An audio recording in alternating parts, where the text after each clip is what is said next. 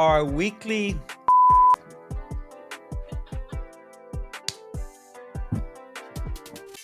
invite you to and I'd like to welcome everyone to Retire with Style. I'm Alex, and I'd like to invite you to our monthly check-in on all things happening in the world of investments.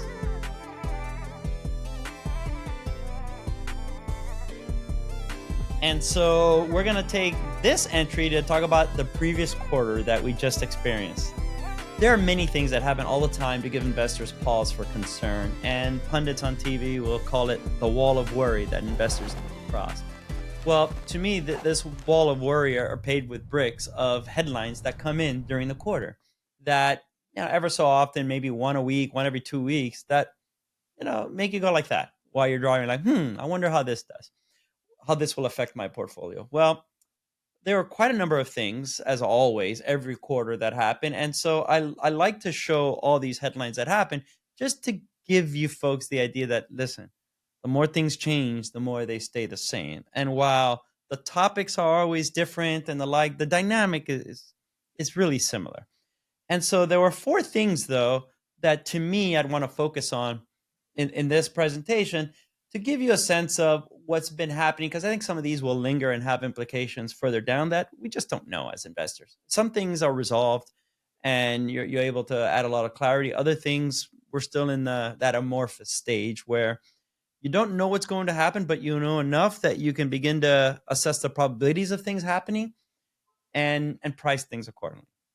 Well, for right now, there were a few things. There were about 4 or 5 things that I think are of notice. The first one at the beginning of the quarter is you saw the big, beautiful bill pass. And that was something that was really building up. And a lot of folks were like, this is going to ruin the economy. The other half of folks were saying, no, this is the spark that we need to, jumpstart this economy, etc. And, you can take your positions. That's not our role. Our role is just, how did we digest this information within the market segments? And based on the overall return so far of the markets, not necessarily the implications and how things are going to turn out, but based on the expectations on how things are relatively going, well, the past quarter, the markets did relatively well. The greater interest for this would be, how does this apply to your own portfolio with regards to taxes and things along those lines? And Wade and I devoted 3 episodes on the big, beautiful bill and the tax implications on that. These are episodes that we just recorded. So if you're seeing this video, the week that this video is released, we will have our first of a 3-parter on retirewithstyle.com on the big, beautiful bill and the tax implications on that. I highly encourage you to dive into that one, since I think that would be more impactful for you implementing that than seeing how this will affect your portfolio in the short term.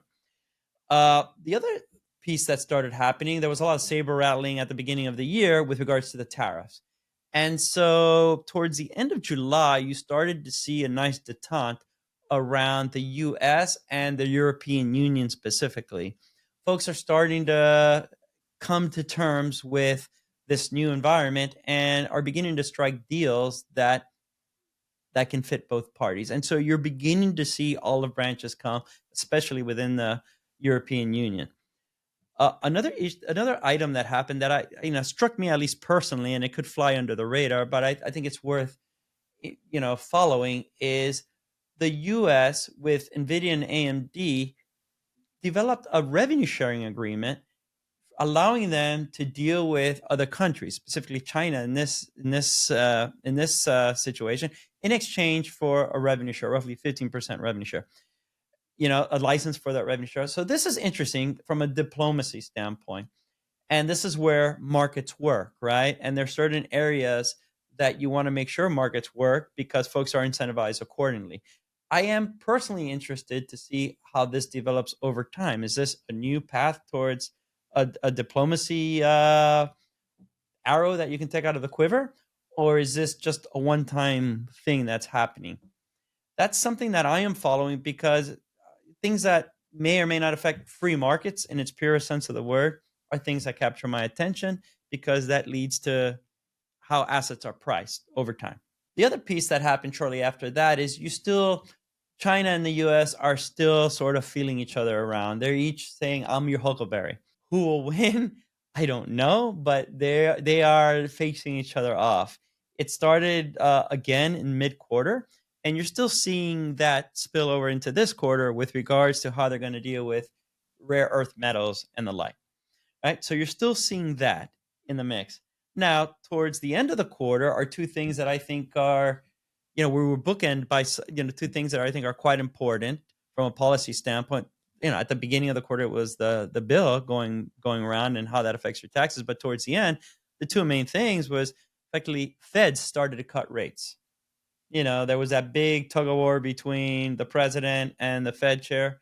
Now we're going on that path where we're actually cutting rates. They cut rates by 25%, by 25 bips, which is a quarter of a percent.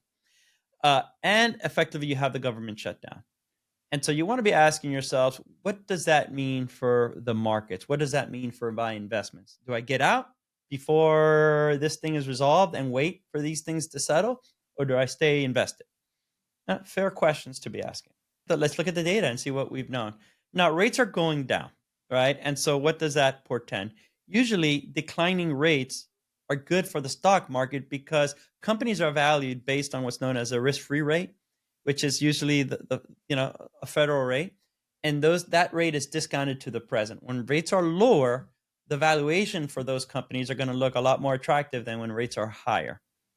It's just a function of how you determine present value of a company, and that's why you see these movements when rates go up or rates go down, because securities are effectively being repriced for fair value. That being the case, what you see here is rates dropped by 0.25%. Now, rates going up or down aren't as important. I mean, they are important, but for this argument, what's more important is the path, the rate of that path and how it's moving. And currently, through two surveys, one in which we're asking the Fed governors, and the other one not through a survey, the other one's actually our actual market dynamics for how banks are lending each other money, into the future, taking into account the Fed fund rates. These things are being priced for a further at least 50 basis point drop, another 0.5% point drop, if not a full percentage point. That's what the market is expecting. And at the near term, more of a 50 bip, 0.5% point. And so, yes, rates have dropped, but the market is expecting a little bit of a further drop. So what does that mean, though, for the markets? When rates go up, when rates go down, does that matter? Again, it's not so much the drop, it's the rate at which they drop relative to expectations. And as you see here in this chart, we took a sense of how the U.S. stock market performs during different interest rate regimes, right? An upward regime, a downward one, a steady one. And what you see here on a monthly average basis, these are returns on an average monthly basis for the general U.S. stock market, right? And the rates that we're using are the 10-year Treasury rates. And the 10-year Treasury rates is a nice rate that a lot of folks look at for financial planning decisions. And if you see this here, when those rates rise by 1%, markets tend to go up regardless. When rates stay within 1%, markets tend to go up regardless. When rates when rates go down by 1%, markets tend to go up regardless, albeit more. So what you see here is regardless of the interest rate regime, markets will price in when rates, rates are going to go up. They get priced in every day. It's not like there's a magic thing from one day to the next. Boom, you see a difference. The only time that happens is when there's an exogenous event or some tragedy that took place that the Fed needs to calibrate immediately. Other than that, these things happen with an expectation. And so for me, the takeaway ends up being, you want to be able to participate in these market scenarios. And here's the same chart, just with different sections of the stock market. What happens to U.S. stocks? What happened to the small cap companies? What happened to large cap companies when there's changes in rates? And as you see here, regardless of what asset classes you're in, specifically small and small value, you want to be able to capture those returns. So in terms of rates, what does that mean going forward? I mean, markets tend to go up. That's the job of the markets.